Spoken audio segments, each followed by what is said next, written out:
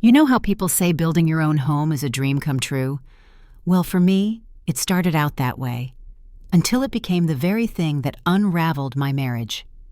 My name is Jane Fraser. I'm 30 years old, and I thought I had it all figured out.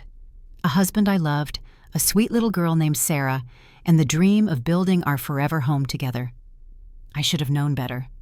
Life has a funny way of flipping your world upside down when you least expect it. My husband Yuri was 35. We were both working professionals, constantly juggling our careers and our roles as parents. We barely saw each other during the week. But weekends? Those were for house tours, design consultations, and daydreams about the future. We'd leave Sarah with my parents, bless them, for a few hours so she wouldn't get restless during long meetings. But that one weekend, everything shifted. My dad had fallen ill and needed to go to the hospital. My mom, of course, had to be with him. That meant no babysitter. I was ready to cancel our appointments for the day. After all, family comes first. But Yuri had other ideas. He looked at me and casually said, "Why don't you just ask my parents to watch Sarah?" Oh no, here we go. See, my relationship with my in-laws has always been tense. They're the kind of people who think being family means they get a free pass to say or do whatever they want. They love to overstep, and frankly, I never felt comfortable around them. I was torn. Canceling our plans would delay the progress on our dream house, but handing over Sarah to my in-laws with zero notice, that wasn't easy for me. Still, I gave in. I packed Sarah's things, bought some fancy sweets from a bakery, and took her over. I figured if I showed up with gifts, maybe they'd be in a better mood. They were all smiles, taking the boxes from my hands like royalty accepting tribute. And that was that. We left for our appointments.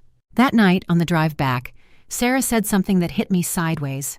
"I'm going to buy a new house," she said cheerfully. "Oh yeah?" I smiled, glancing at her in the rearview mirror. "Where will Grandma and Grandpa's rooms be in the new house?" she asked, clutching her favorite stuffed penguin. I froze. My heart started to race. "Sarah, sweetie," I asked gently, "did Grandma and Grandpa say something about having rooms in our house?" "I don't know," she mumbled, looking down, suddenly quiet. I tried to brush it off. Maybe she misunderstood. Maybe they said something casual and she took it literally.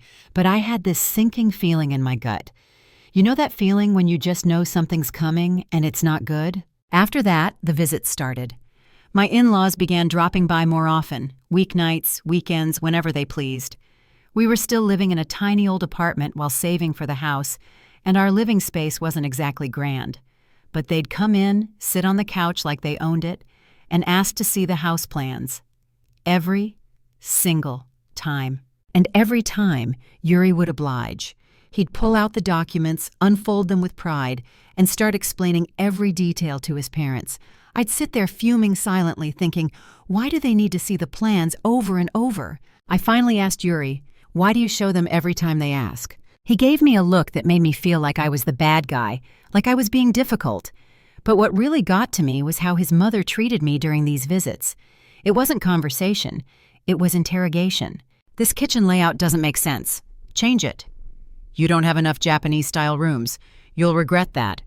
"One child's room? What if you have another child? Haven't you heard about the declining birth rate?" The audacity. And Yuri? Silent. Always silent. One day, I'd had enough. I snapped, half joking. "Should we just make it a two-family home and split the cost 50-50 since you have so many opinions?" "Big mistake." My mother-in-law's face turned to stone. "A two-family house? What am I, a piggy bank? You gold digger!" She stormed out, and I didn't stop her. My nerves were fried. Later that night, Yuri confronted me. "My parents are only trying to help. You don't have to be so cold." "Cold?" I said, stunned. "They're not helping. They're interfering, and you let them." He didn't want to hear it. "They're our parents. You're a parent now, too. Think about how you'd feel if Sarah treated you like that one day." I was floored. "They're your parents, not our parents. They don't pay our bills. They don't get to make decisions." He told me to cool off. I couldn't. I lay awake all night, furious, heart pounding, wondering how I got here. When the house was finally done, I thought maybe, just maybe, things would settle down. We'd start fresh. But the day we moved in, Yuri dropped a bomb on me. "My parents are moving in," he said casually. "They'll take the bigger room upstairs. We can have the smaller one." I stared at him, completely dumbfounded. "What, since when?" "They already saw the house," he said. "I lent them the key last week. Before we even moved in. Before I saw the finished house, he had shown it to them first. That was it for me. I didn't unpack. I went upstairs and locked the door. I needed time. I needed to breathe. I was furious and devastated and confused all at once. They arrived that afternoon with a moving truck like they owned the place.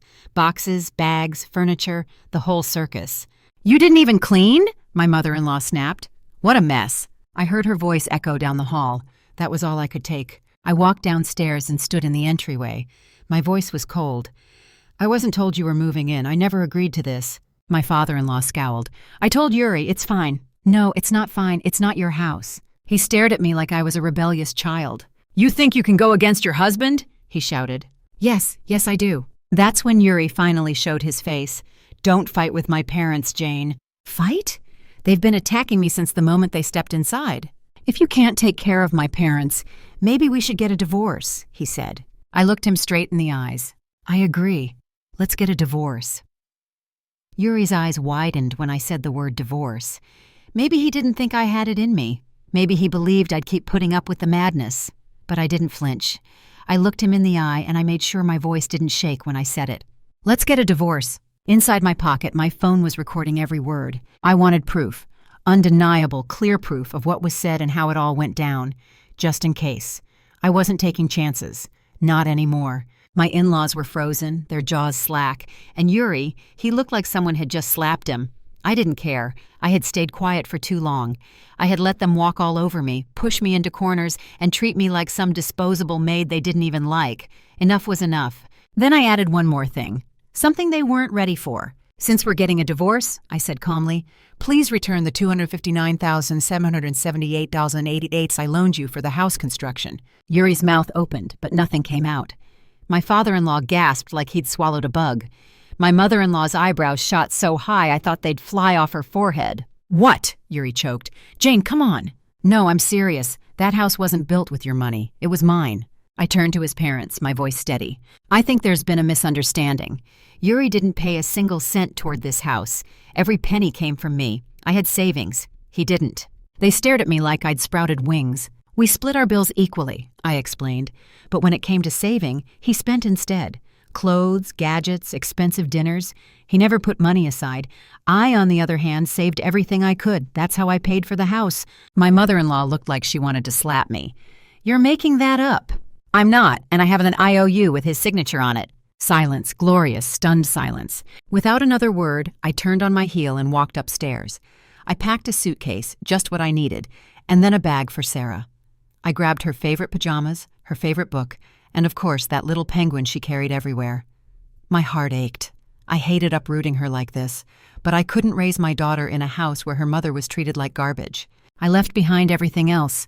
The furniture I picked, the dishes I bought, the curtains I spent months choosing, all of it. I loaded our things into my little Mini Cooper and drove off, leaving behind a house that was never really mine, no matter what the deed said. I picked up Sarah from daycare. When she saw me, she ran into my arms like she hadn't seen me in years. I held her close and kissed her hair. She smelled like Play-Doh and crayons, and I wanted to cry. I drove straight to my parents' house. When I knocked on the door, my mom opened it and gasped. "Jane," she said, "what's going on?" I didn't have the energy to explain everything right there. I just said, "Can we stay here for a little while? If it's too much, we can go to a hotel." "No," my mom cut me off. "Of course not. Come inside." My dad stood behind her, his face full of concern. They didn't ask questions at first. They just hugged us, gave Sarah a snack. Let me breathe. Later that night, I sat down and told them everything. From the ridiculous house plan interference to the surprise move-in announcement to Yuri's reaction when I said I wanted out. My dad shook his head slowly. "We're behind you, sweetheart. Whatever you need." "Stay here as long as you want," my mom added. "This is your home." Their support gave me the strength I needed. That night, after putting Sarah to bed in my childhood room, I sat at the kitchen table with my laptop and got to work. I saved every audio recording, backed them up to a hard drive, and printed out the IOU Yuri had signed when I gave him the house money. I organized every document, every screenshot of our text exchanges, and every email related to the house. Then I started contacting lawyers. By the end of the week, I had found one I trusted. A woman named Denise, who didn't blink when I told her I wanted full custody and repayment of the house money. "We'll hit them where it hurts," she said. "But don't worry, we'll do it by the book." That was music to my ears. Just as I was starting to feel like I had a handle on things, I got a surprise. I was leaving work one evening when I saw him, Yuri, waiting by my car. He looked rough. His shirt was wrinkled, he hadn't shaved, and his eyes were tired. I didn't want to talk to him, not in private, so I walked to a nearby coffee shop where people could see us. I sat down across from him and quietly pressed record on my phone again. "Is there something you want to say?" I asked, as calm as I could manage. "I want to give you the house," he said. I blinked. "Excuse me?" "I'll take my name off the lease. Just let's forget about the money." "No," I replied firmly. "I don't want the house anymore." His face crumpled. "Why not? It's yours." "Because your parents stepped into that house before I did. Because it was never really mine. Because every corner of it is stained with resentment." He slumped in his seat. "Jane, I can't pay you back. It's too much. You knew exactly how much it was when you asked for the money. Don't act surprised now." He rubbed his forehead. "I didn't think you'd actually go through with the divorce. I thought it was just a bluff." I shook my head. "I'm not bluffing, and I'm not going back." He looked at me then, really looked, and maybe for the first time he saw how done I was. "I'll take care of Sarah," he said. "You don't have to do this alone." That made my stomach twist. When I got home that night, I told my parents everything and asked them to stay alert. I had a bad feeling. I asked them never to hand Sarah over to anyone but me, just in case. A few days later, I got the call I'd been dreading. A couple had shown up at Sarah's daycare, claiming to be her grandparents. They wanted to take her home. The staff remembered what I'd told them and made them wait in a separate room until I arrived. I was furious. When I walked into that room, my in-laws were sitting with their arms crossed, smug and righteous. "You thieving cat," my mother-in-law spat. "Give us back our grandchild." "I'm not a thief," I replied calmly, "and I'm certainly not giving her to you." "You're a swindler," my father-in-law growled. "Where'd you even get that kind of money at your age? You must have tricked someone." I inhaled deeply, trying to stay composed. The money was mine. My parents gave me a portion, my grandmother gifted me some before she passed, and the rest was from years of savings. They both fell silent. "We're getting a divorce," I said. "I'll be raising Sarah. Please don't come back to this daycare. You're scaring the staff, and more importantly, you're upsetting my daughter." With that, I picked Sarah up and left, her little hand gripping mine tightly. After that incident at the daycare, I made a firm decision. No more being polite. No more tiptoeing around people who didn't respect me.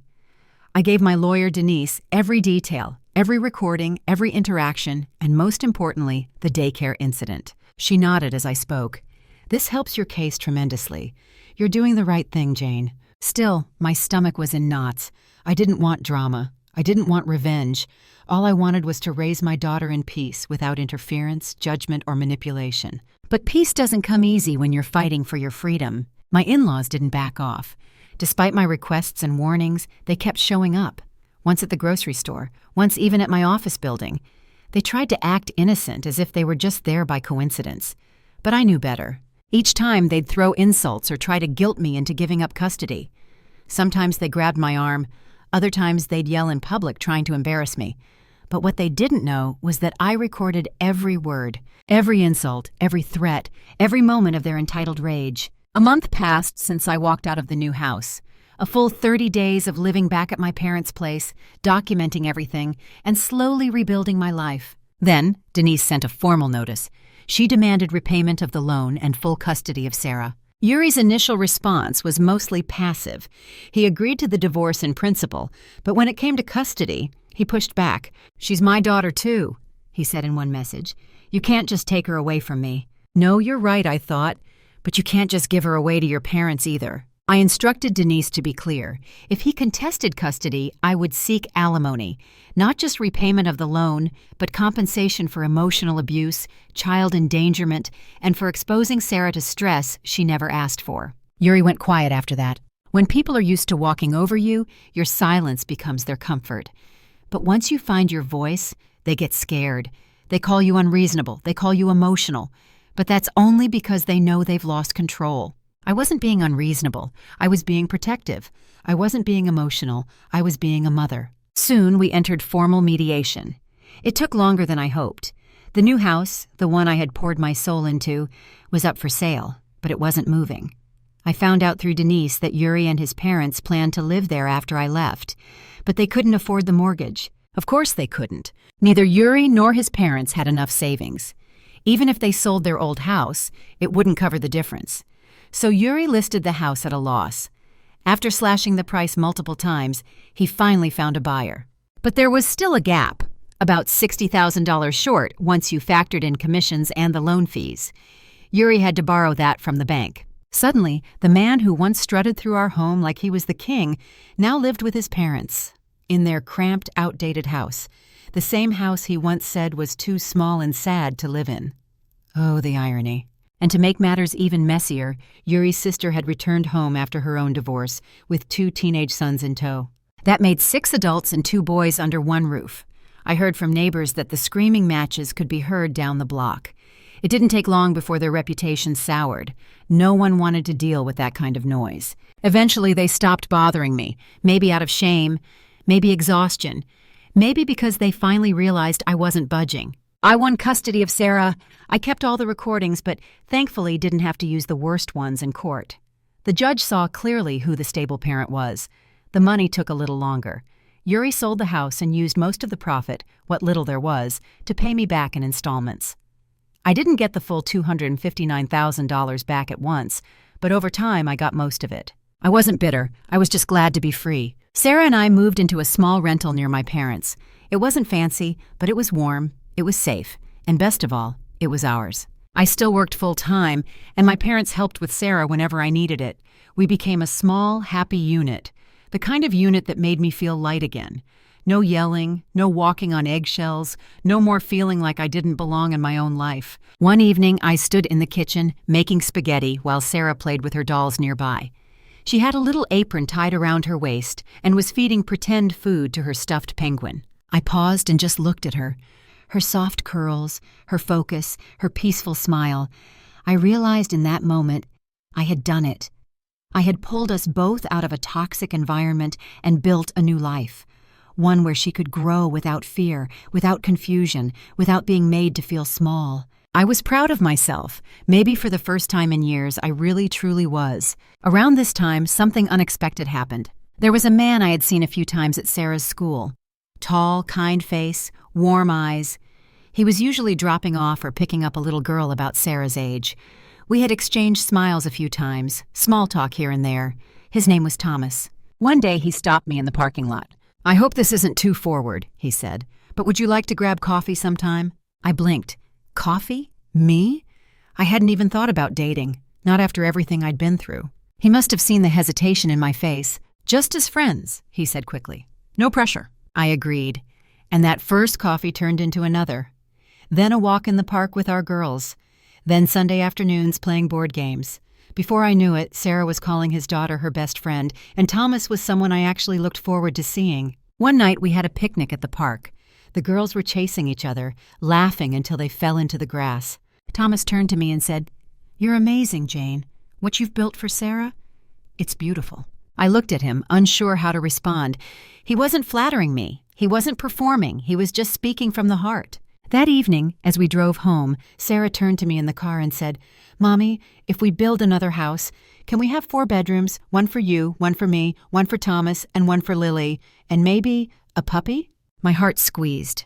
It was such an innocent question, but it meant everything. I looked at her through the rearview mirror and smiled. "Yes, baby. If we ever build another house, we'll make sure it has space for everyone we love." And this time I meant it. The seasons began to change. One morning, I woke up and saw the first hints of gold and red in the trees outside our window. Sarah was curled up beside me, her little hand clutching my arm like I might vanish if she let go. It was one of those quiet, sacred mornings where the world felt still. I had been divorced for nearly a year at that point. The dust had settled. The legal mess was behind me. My savings were slowly recovering, and our little rented home, though modest, was filled with laughter, warmth, and the kind of peace that I used to think only existed in novels. Thomas and I weren't rushing anything, but there was a rhythm to us now, a soft cadence of care and understanding. He never tried to replace anyone. He never imposed.